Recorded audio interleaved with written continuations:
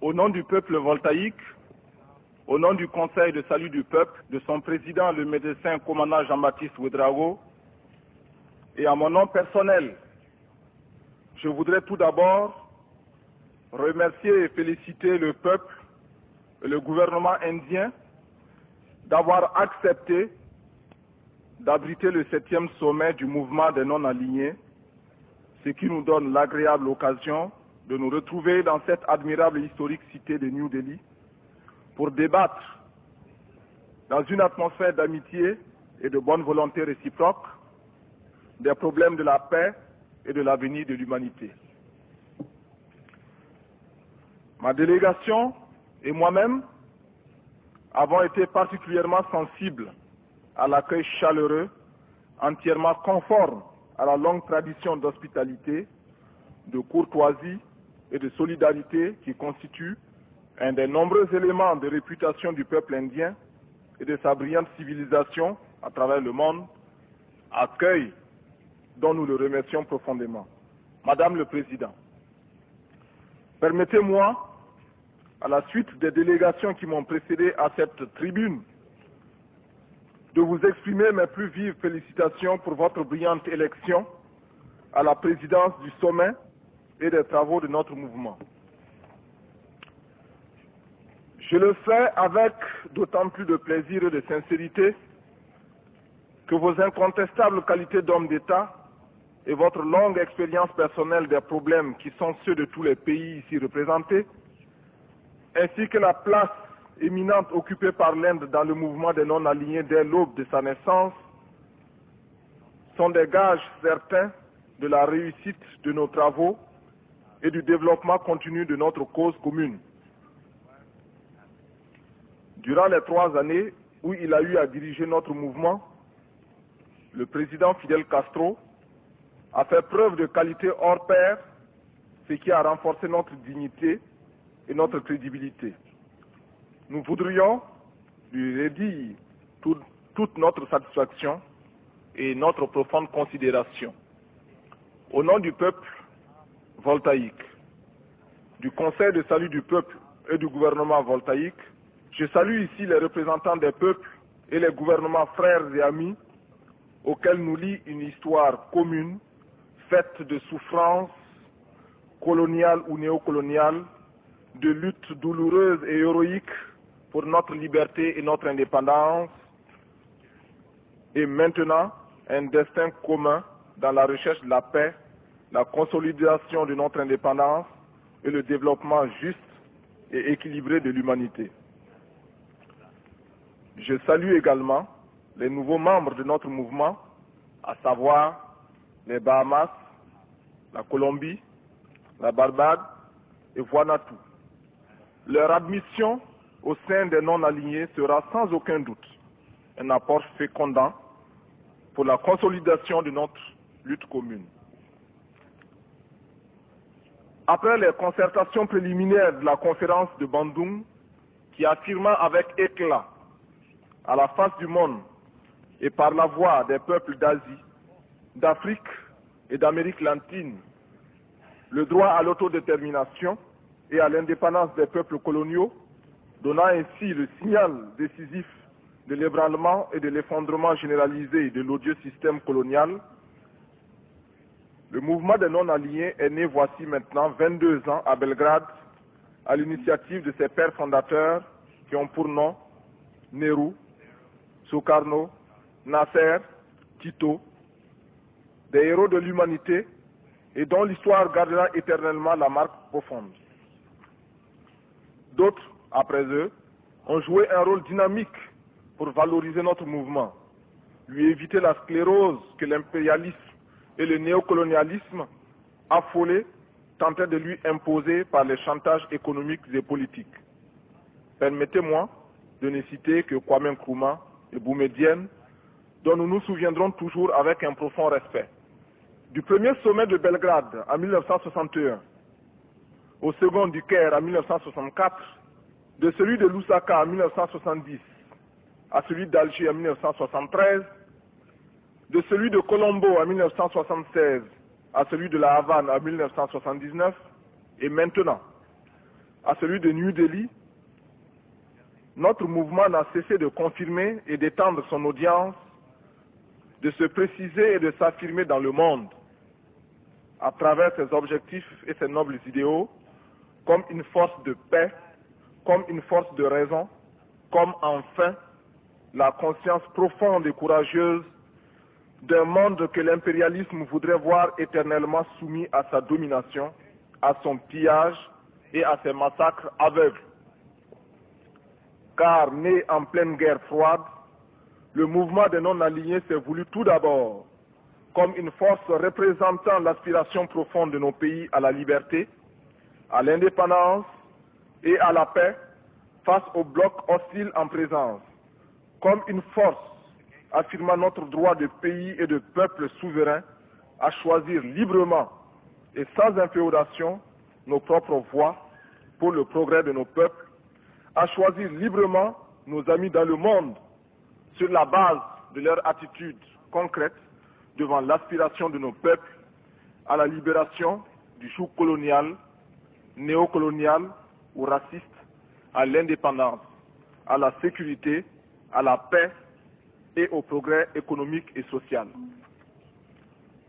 Contrairement à l'interprétation restrictive et simpliste que l'impérialisme veut nous imposer comme définition du non-alignement, celui-ci n'a rien à voir avec une équidistance arithmétique des deux blocs qui dominent le monde ou un équilibrisme ridicule de traumatisés entre ces deux blocs, toutes choses qui n'ont manifestement aucun sens et ni en fait notre liberté d'apprécier souverainement et en toute indépendance les attitudes et agissements des uns et des autres dans le monde.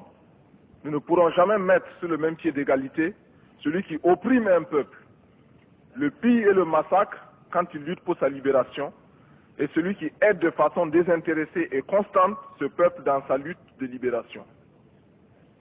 Nous ne pouvons nous tenir à égale distance de celui qui arme, fortifie, soutient diplomatiquement et politiquement une clique raciste qui assassine froidement et depuis des décennies tout un peuple, de celui qui aide ce peuple à mettre une fin par les armes au régime raciste qui le massacre. Nous ne pouvons mettre sur le même pied d'égalité et nous tenir à égale distance, d'une part, de ceux qui soutiennent par tous leurs puissants moyens militaires, politiques, diplomatiques, économiques, des régimes et des gouvernements qui n'ont d'autre obsession que de soumettre et de terroriser tous les pays autour d'eux, y compris par l'agression militaire directe, les assassinats organisés par leurs services secrets, et d'autre part, ceux qui apportent un soutien concret à ces pays agressés pour assurer sur leur sol leur défense et leur sécurité. Bien sûr, le mouvement des non-alignés n'est pas une puissance militaire, et c'est heureux ainsi, même si cela lui vaut la dérision de certaines puissances chez qui la force tout court prime le droit des peuples à la dignité et à l'indépendance. Notre mouvement est avant tout une force morale qui rassemble des pays divers par leur position géographique, leur étendue, leur population, leur économie et les systèmes sociaux dont ils se sont dotés autour d'une politique positive et constructive pour promouvoir une paix collective entre eux et entre tous les pays de notre planète, pour promouvoir la démocratisation des rapports internationaux fondés sur l'égalité des droits et des obligations en lieu et place des rapports internationaux actuels, injustes et inégaux, pour promouvoir enfin le progrès des pays et des peuples en lieu et place de l'appauvrissement continu des pays pauvres et de l'enrichissement sur leur dos des plus riches. Promouvoir une paix collective entre les pays membres des non-alignés et entre tous les pays, pour ce premier grand objectif, notre mouvement ne doit jamais abandonner ses efforts persévérants pour ramener ses membres à respecter l'un de nos grands principes qui est de rechercher dans la négociation et les moyens pacifiques la solution des divergences ou des conflits pouvant surgir entre eux et qui sont du reste bien souvent suscités ou aiguisés par les manœuvres de l'impérialisme. C'est pourquoi Non seulement nous déplorons la guerre fratricide engagée depuis plus de 2 ans entre l'Irak et l'Iran, 2 pays membres de notre mouvement, mais nous appelons les dirigeants de ces 2 pays à accepter la médiation du mouvement des non-alignés pour une paix juste, honorable et rapide. De même, pensons-nous, notre mouvement ne peut accepter le rôle d'observateur muet et passif qu'on cherche à lui imposer, comme au reste du monde dans ce conflit du Proche-Orient, vieux maintenant de près de 40 ans, où les manœuvres combinées de l'impérialisme et du sionisme ont réussi non seulement à expulser de sa patrie le peuple palestinien, mais aussi, à la suite d'agressions barbares successives, à réaliser et maintenir l'occupation militaire et l'annexion de vastes territoires de plusieurs pays arabes, membres de notre mouvement. Récemment encore, il y a moins d'1 an, le gouvernement d'Israël, publiquement encouragé par celui des États-Unis, et malgré la condamnation unanime des peuples du monde entier, a envahi avec son armée l'État du Liban, soumis la capitale Beyrouth à la destruction impitoyable de ses énormes moyens militaires, terrestres, maritimes et aériens, malgré l'héroïque résistance de la ville et des Palestiniens sous la direction de l'OLP, Organisation de libération de la Palestine. Malgré le cessez-le-feu obtenu par la communauté internationale, le gouvernement israélien a permis les massacres inqualifiables de Sabra et de Shatila, dont les responsables méritent d'être poursuivis pour crimes contre l'humanité, et s'obstine à refuser de retirer du Liban les troupes d'agression. Partout où les peuples se lèvent pour réclamer leur libération et leur indépendance, l'impérialisme intervient grossièrement pour armer leurs ennemis, allumer la guerre et organiser leurs massacres, se dressant ainsi activement contre la paix et contre la liberté des peuples. Il en est ainsi au Nicaragua, où pour tenter d'effacer la victoire du peuple nicaraguayen, l'impérialisme dresse contre lui des bandes armées et des gouvernements de pays voisins qu'il manipule. Au Salvador, le même scénario a pour objectif d'enrayer l'avance du mouvement de libération nationale.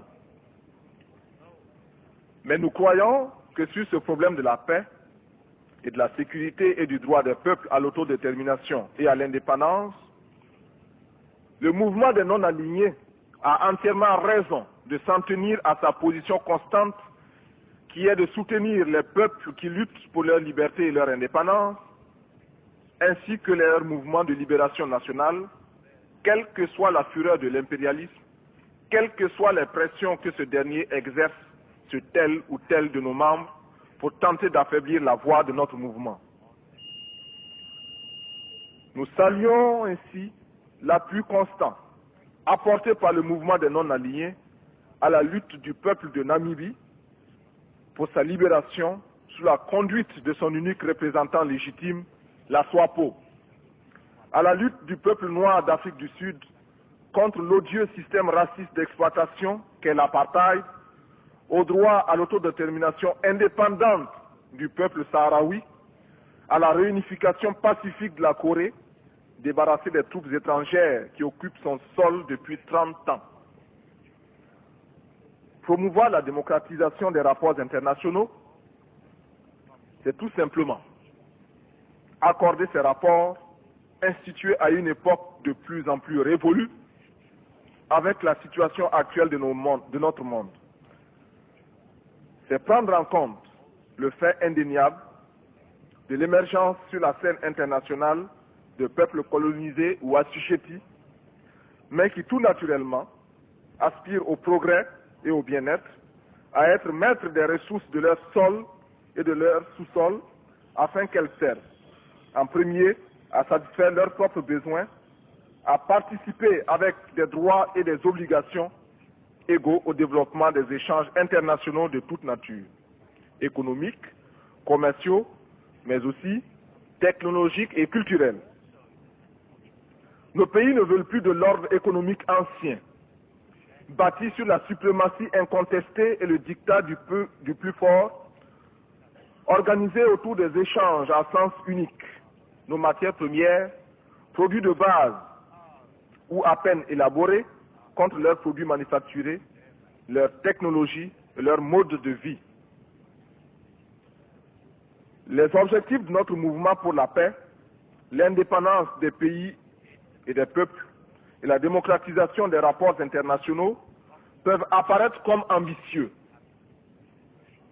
Mais l'audience de plus en plus grande du mouvement des non-alignés, le fait que des pays de plus en plus nombreux nous rejoignent comme membres à part entière ou comme observateurs, la participation régulière à nos assises de haute personnalité, comme le secrétaire général de l'Organisation de l'Unité africaine, le secrétaire général des Nations Unies, dont nous voulons saluer ici la présence, souligne l'impact croissant de notre mouvement. Nous devons donc poursuivre avec persévérance notre action. En dépit des obstacles et des échecs momentanés, en recherchant constamment à renforcer notre cohésion. Car la paix, l'indépendance des peuples et la démocratisation des rapports internationaux pour le progrès global de l'humanité méritent plus que tout, et particulièrement à cette époque où le gigantisme des arsenaux nucléaires fait planer sur le genre humain la menace permanente de sa folle autodestruction, que nous leur consacrions tous nos efforts, toute notre intelligence et tout notre courage. Dans notre monde, en proie à de multiples convulsions, la recherche constante de la paix doit être l'impératif majeur de notre mouvement, car sans la paix, aucun des objectifs que nous poursuivons ne pourra être atteint. Dans ces conditions, par exemple, comment ne pas encourager et soutenir les efforts inlassables déployés par la République démocratique de Madagascar et d'autres pour faire de l'océan Indien une zone de paix, c'est-à-dire une zone plus humaine pour le bonheur des peuples riverains. Madame le Président, Messieurs les chefs d'État et de gouvernement, honorables délégués, permettez-moi, avant de quitter cette historique tribune, de réaffirmer tout haut que pour nous, peuple de Haute-Volta, sous la direction du Conseil de salut du peuple, le non-alignement doit être compris d'abord comme notre autonomie permanente de décision et pour la non-ingérence dans les affaires intérieures des États. Mais que nous ne confondons cependant pas le non-alignement avec la complicité de la passivité devant les crimes de l'impérialisme contre l'indépendance et la liberté des peuples, ni la non-ingérence avec l'aveuglement devant les crimes des forces réactionnaires contre la liberté de leur peuple et le respect de leurs droits. Notre appartenance au mouvement des non-alignés nous ordonne, parmi nombreuses tâches, de barrer la route à toutes les forces qui ambitionnent d'aligner d'autres peuples. L'Afrique du Sud est de celle-là. Le non-alignement responsable nous interdit de nous taire lorsque l'on assassine des hommes, des femmes et des enfants qui n'ont commis d'autres crimes que celui de penser à la notion si lointaine pour eux de liberté.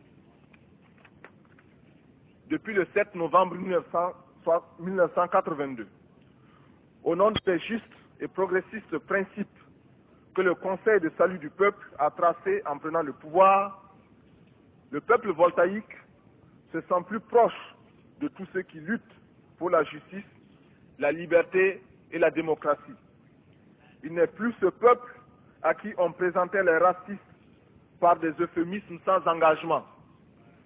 Le peuple de Haute-Volta vit dans sa chair les cruautés que subissent des hommes géographiquement loin de lui, mais désormais si près de lui, de par la détermination commune à dénoncer le racisme, cette autre forme de fascisme.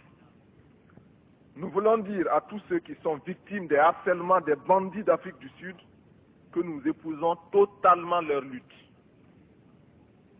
Nous saluons les forces populaires du Mozambique et de l'Angola qui repoussent victorieusement les hordes que les sinistres impénitents de Pretoria continuent encore de leur envoyer. notre mouvement a déjà condamné l'Afrique du Sud et il doit continuer de le faire. C'est bien. C'est déjà beaucoup. Je voudrais terminer mon propos par une question. À quand la condamnation réelle de tous ceux qui, dans l'ombre comme au grand jour, apportent à Pretoria un soutien financier, économique, diplomatique et militaire? Vive la coopération internationale, vive la solidarité des peuples des pays non alignés, vive la paix, la sécurité et l'indépendance et le progrès de tous les peuples. Je vous remercie.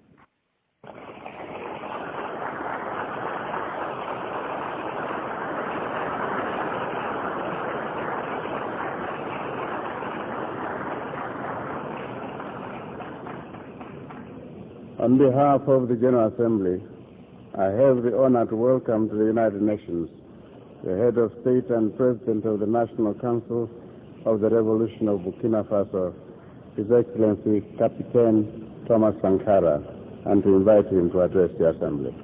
Monsieur le Président, Monsieur le Secrétaire Général, honorables représentants de la communauté internationale, je viens en ces lieux vous apporter le salut fraternel d'un pays de 274 000 km² où 7 millions d'enfants, de femmes et d'hommes refusent désormais de mourir d'ignorance, de faim et de soif, tout en n'arrivant pas à vivre véritablement depuis un quart de siècle d'existence comme État souverain siégeant à l'ONU.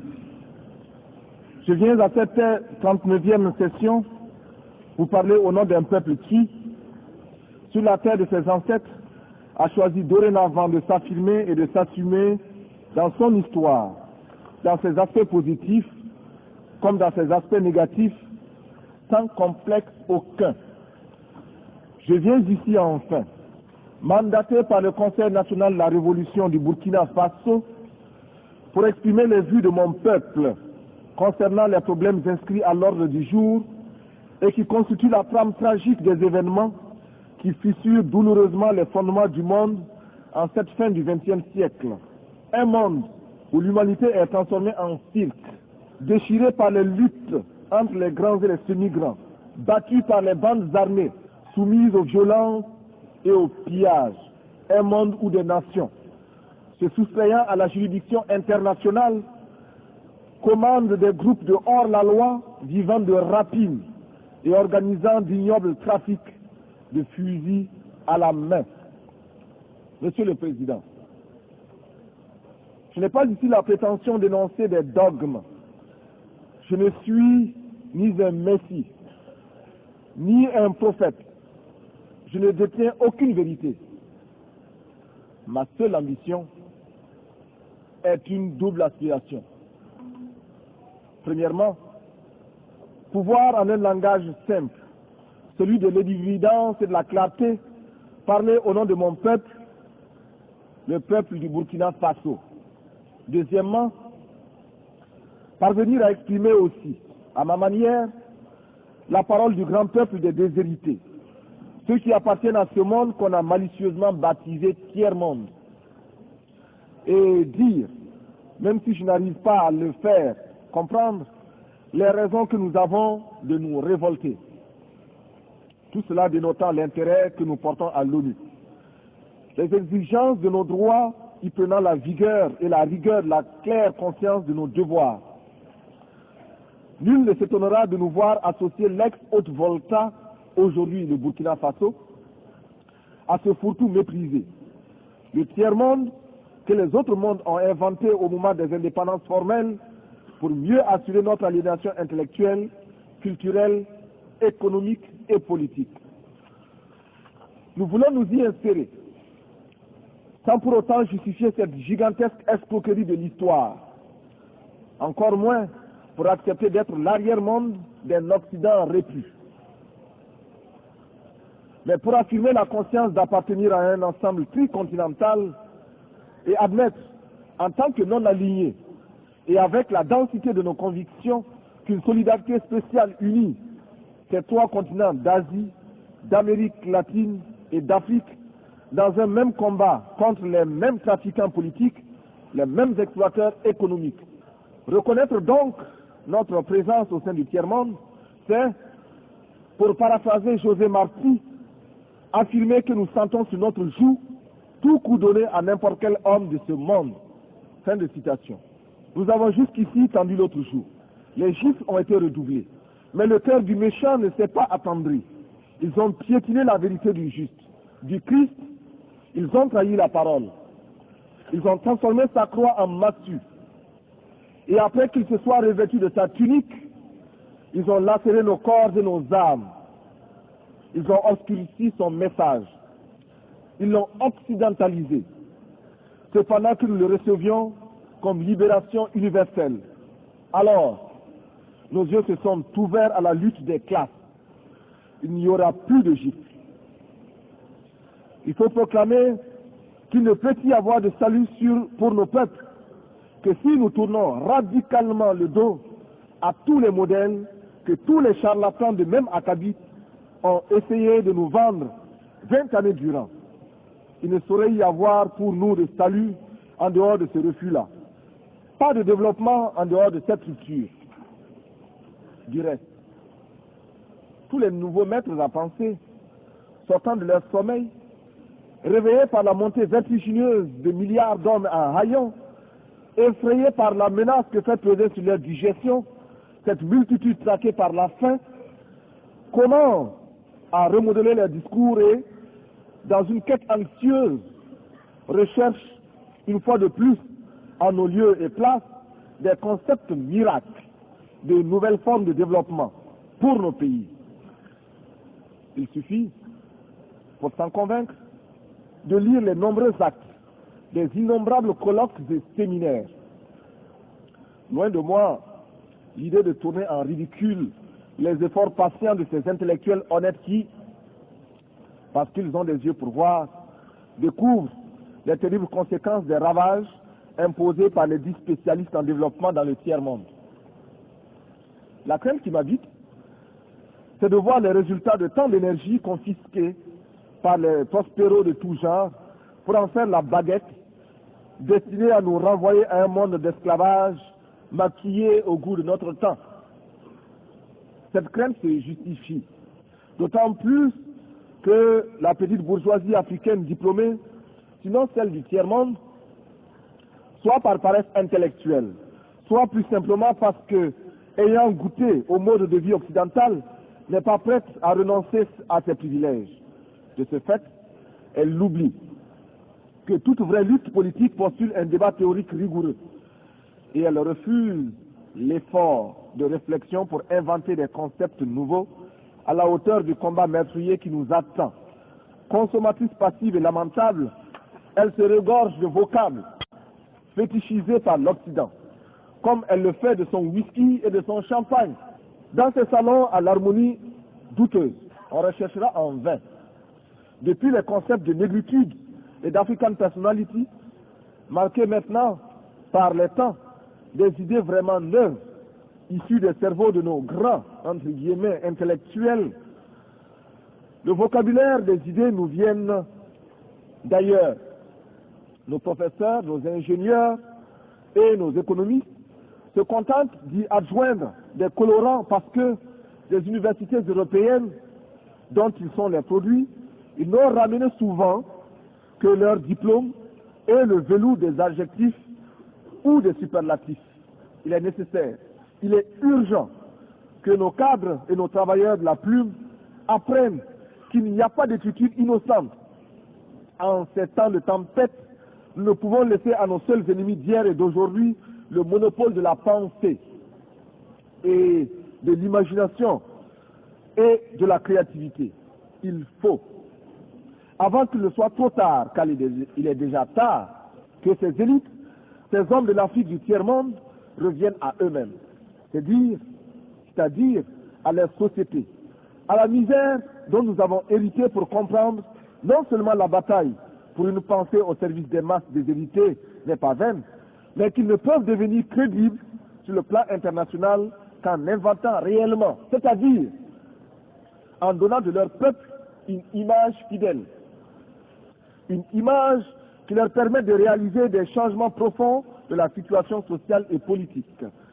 Cible de nous arracher à la domination et à l'exploitation étrangère qui livre nos États à la seule perspective de la faillite. C'est ce que nous avons perçu.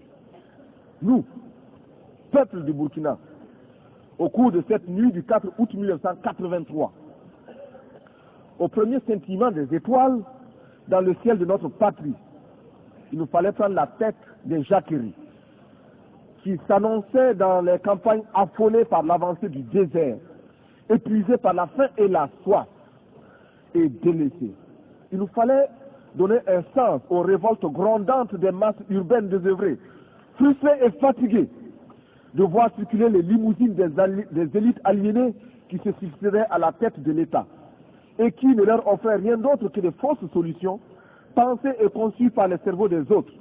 Il nous fallait donner une âme idéologique au juste litre de nos masses populaires mobilisées contre l'impérialisme monstrueux.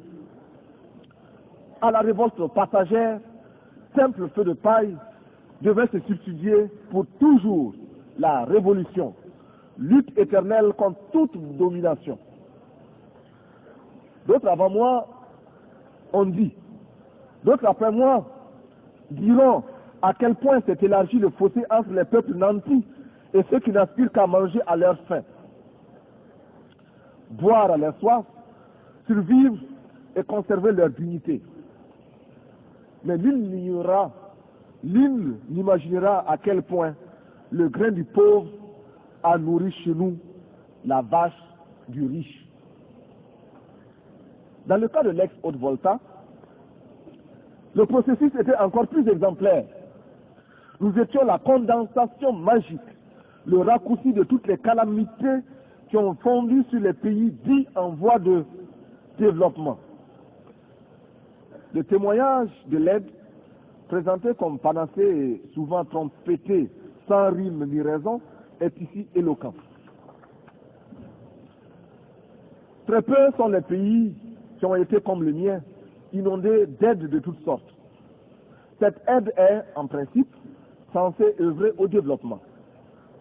On cherchera en vain, dans ce qui fut autrefois la Haute-Volta, les signes de ce qui peut relever d'un développement.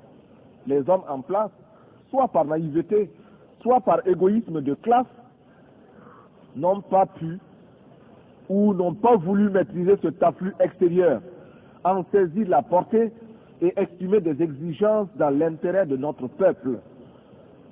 Analysant un tableau publié en 1983 par le Club du Sahel, Jacques Giry, dans son ouvrage Le Sahel de demain, conclut avec beaucoup de bon sens que l'aide au Sahel, à cause de son contenu et des mécanismes en place, n'est qu'une aide à la survie.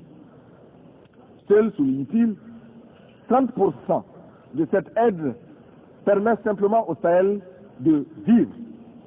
Selon Jacques Giry, cette aide extérieure n'aura pas d'autre but que de continuer à développer les secteurs improductifs, imposant des charges intolérables à nos petits budgets, désorganisant nos campagnes, creusant les déficits de notre balance commerciale, accélérant notre endettement.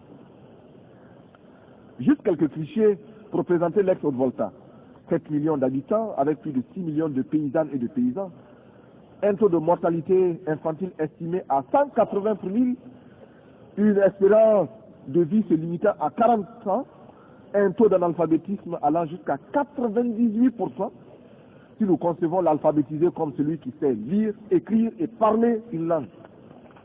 Un médecin pour 50 000 habitants. Un taux de scolarisation de 16%. Et enfin, un produit intérieur brut par tête d'habitant de 53 356 francs CFA, soit à peine plus de $100. Le diagnostic, à l'évidence, était sombre. La source du mal était politique. Le traitement ne pouvait qu'être politique. Certes, nous encourageons l'aide qui nous aide à nous passer de l'aide. Mais en général, la politique d'assistance et d'aide n'a abouti qu'à nous désorganiser, à nous asservir et à nous déresponsabiliser dans notre espace économique, politique, économique et culturel. Nous avons choisi de risquer de nouvelles voies pour être plus heureux. Nous avons choisi de mettre en place de nouvelles techniques. Nous avons choisi de rechercher des formes d'organisation mieux adaptées à notre civilisation, rejetant de manière abrupte et définitive toutes sortes de dictats extérieurs pour créer ainsi les conditions d'une dignité à la hauteur de nos ambitions. Refuser l'état de survie, desserrer les pressions, libérer nos campagnes de l'immobilisme moyen enjeu ou d'une répression, démocratiser notre société, ouvrir les esprits sur un univers de responsabilité collective pour oser inventer l'avenir. Briser et reconstruire l'administration à travers une autre image du fonctionnaire, plonger notre armée dans le peuple par le travail productif et lui rappeler incessamment que sans formation patriotique, un militaire n'est qu'un criminel en puissance. Tel est notre programme politique. Au plan de la gestion économique, nous apprenons à vivre simplement, à accepter à nous imposer l'austérité afin d'être à même de réaliser de grands desseins. Déjà, grâce à l'exemple de la Caisse de solidarité révolutionnaire, alimentée par les contributions volontaires, nous commençons à répondre aux cruelles questions posées par la sécheresse. Nous avons soutenu et appliqué les principes d'Alma-Ata en élargissant le champ des soins de santé primaires. Nous avons fait nôtre, comme politique d'État, la stratégie globale du Gobi FFF préconisée par l'UNICEF.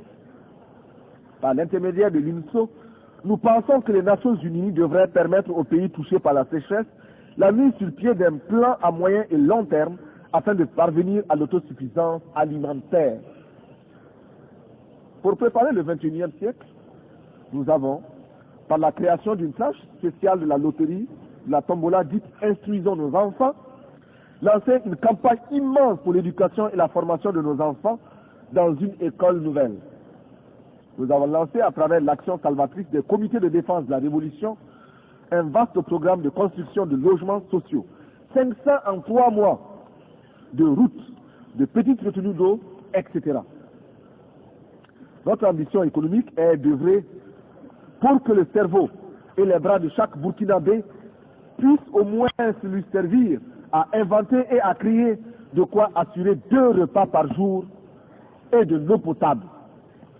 Nous jurons, nous proclamons que désormais au Burkina Faso, plus rien ne se fera sans la participation des Burkinabés. Rien qui n'ait été au préalable décidé par nous, élaboré par nous. Il n'y aura plus d'attentat à notre pudeur et à notre dignité. Fort de cette certitude, nous voudrions que notre parole s'élargisse à tous ceux qui souffrent dans leur chair, tous ceux qui sont bafoués dans leur dignité par une minorité d'hommes ou par un système qui les écrase. Permettez-moi, vous qui m'écoutez, que je le dise, je ne parle pas seulement au nom du Burkina Faso, tant aimé, mais également au nom de tous ceux qui ont mal quelque part.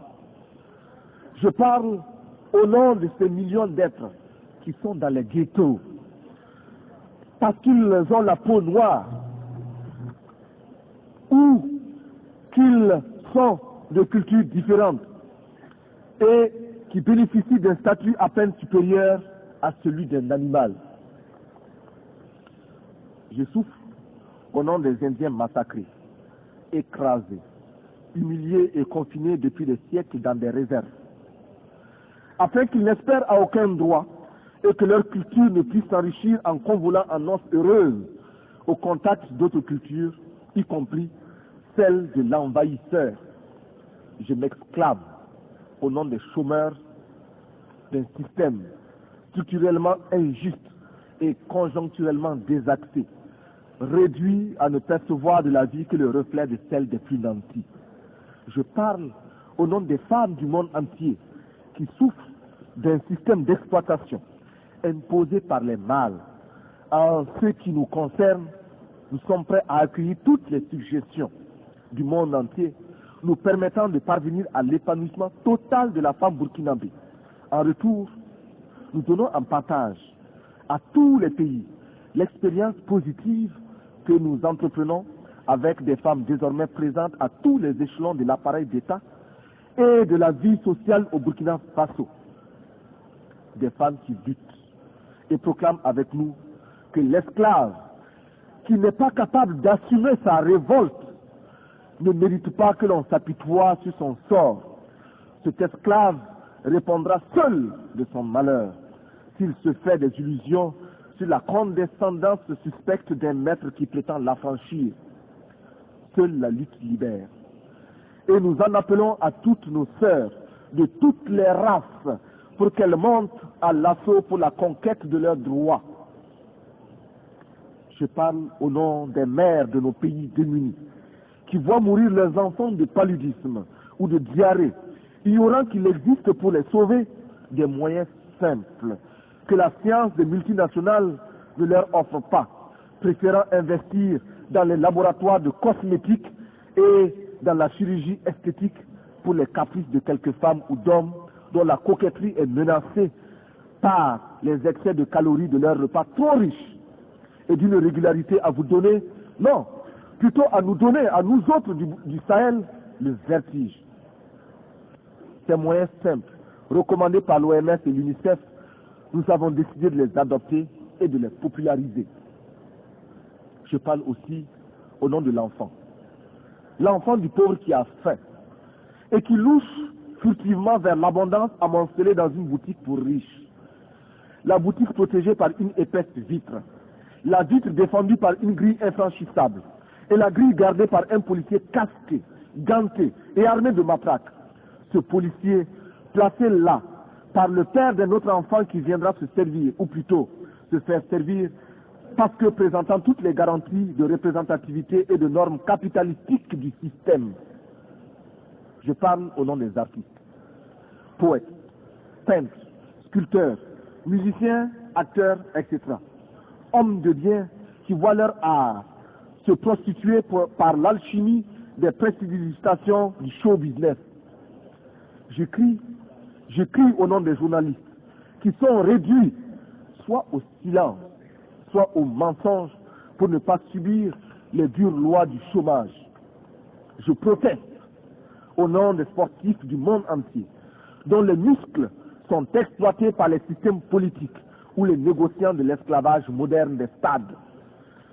Mon pays est un concentré de tous les malheurs des peuples, une synthèse douloureuse de toutes les souffrances de l'humanité, mais aussi et surtout des espérances de notre lutte. Mais c'est pourquoi je vivre naturellement au nom des malades qui scrutent avec anxiété les horizons d'une science accaparée par les marchands de canons. Les pensées vont à tous ceux qui sont touchés par la destruction de la nature et à ces 30 millions qui vont mourir comme chaque année abattus par la redoutable arme de la faim.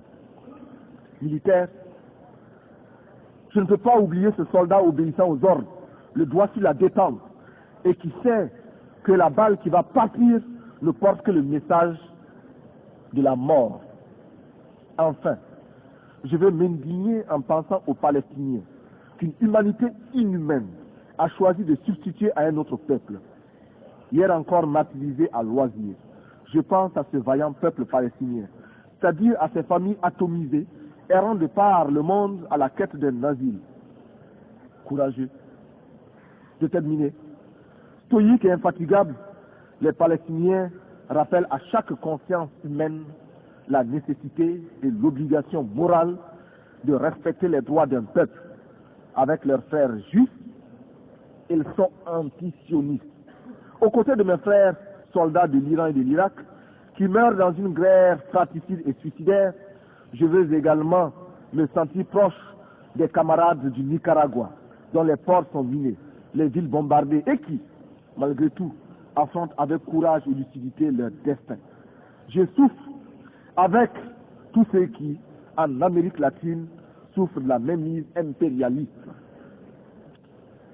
Je veux être aux côtés des peuples afghans et irlandais, aux côtés des peuples de Grenade et du Timor oriental, chacun à la recherche d'un bonheur dicté par sa dignité et les lois de sa culture. Je m'élève ici, au nom de tous ceux qui cherchent vainement dans quel forum de ce monde ils pourront faire entendre leur voix et la faire prendre en considération réellement. Sur cette tribune, beaucoup m'ont précédé. D'autres viendront après moi. Mais seuls quelques-uns feront la décision. Pourtant,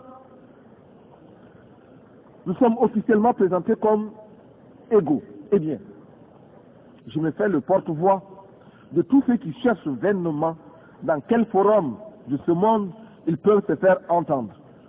Oui, je vais donc parler au nom de tous les laissés pour compte, parce que je suis homme, et rien de ce qui est humain ne m'est étranger. Notre révolution au Burkina Faso est ouverte au malheur de tous les peuples. Elle s'inspire aussi de toutes les expériences des hommes, depuis le premier souffle de l'humain, le premier souffle de l'humain, le premier souffle de l'humain, le premier souffle de l'humain, le premier souffle de l'humain, le premier